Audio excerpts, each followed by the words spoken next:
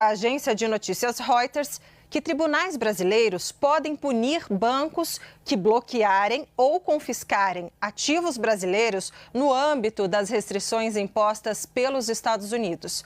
Moraes afirmou que, caso os bancos obedeçam às sanções, eles estariam aplicando a lei norte-americana aqui no Brasil e que, por isso, podem ser penalizados.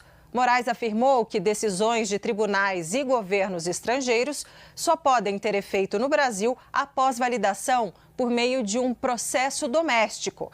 A fala está alinhada à decisão do ministro Flávio Dino desta semana, que vetou a aplicação de leis estrangeiras no Brasil sem a validação da justiça brasileira, Yuri Pita. Já é assunto, Débora, para a gente trazer o Theo Cury e repercutir,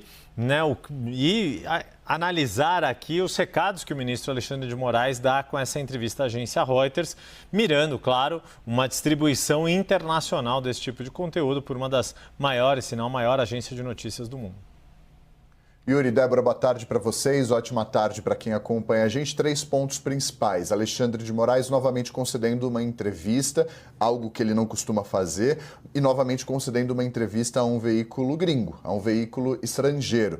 Primeiro concedeu a entrevista ao Washington Post, agora à agência Reuters, que, por ser uma agência de notícia, é replicada em diversos veículos de comunicação, tanto no Brasil, que assinam o conteúdo da agência, quanto e principalmente nos Estados Unidos e no exterior. É uma forma, uma estratégia de comunicação de passar o recado para os norte-americanos, para passar um recado à população dos Estados Unidos e também aos tomadores de decisão nos Estados Unidos, algo que fica inclusive explícito na própria entrevista que ele concedeu aos jornalistas, uma jornalista americana e um jornalista brasileiro que trabalha na Reuters.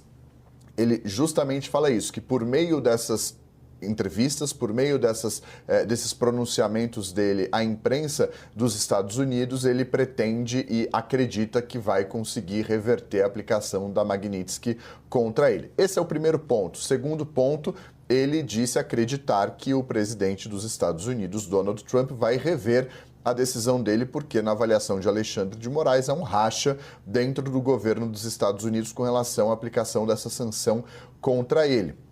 Esse também é um ponto importante. E o terceiro ponto que eu destaco dessa entrevista, Yuri, Débora e quem nos acompanha, é o fato de o ministro ter deixado, e a gente trouxe essa apuração aqui na CNN, quando houve o encontro do presidente Lula e ele ofereceu aquele jantar no Palácio da Alvorada aos ministros do Supremo, inclusos entre eles o ministro Alexandre de Moraes. A gente trouxe a informação naquela ocasião que Moraes disse a Lula que não gostaria de, naquele primeiro momento, que a AGU o representasse em busca de uma reversão em tribunais internacionais e na própria justiça americana da aplicação da lei Magnitsky. Ele deixa isso muito claro nessa entrevista, inclusive confirmando a nossa apuração aqui no 360. Moraes diz que, nesse momento, e preferiu deixar a cargo da diplomacia e da política uma decisão antes de ingressar com qualquer tipo de ação na Justiça dos Estados Unidos. Ao mesmo tempo, diz que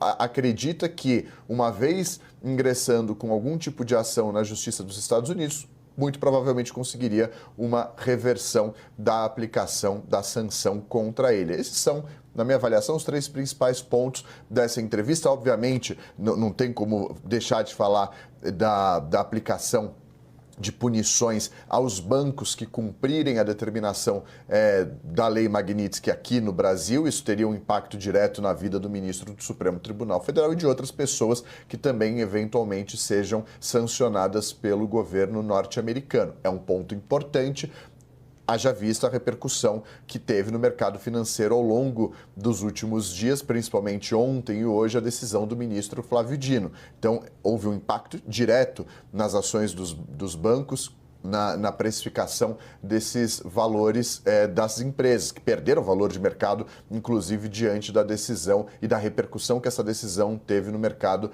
financeiro. Então, esse é um outro ponto importante e que vale a gente acompanhar quais serão os próximos passos, algo que a gente já vinha dizendo.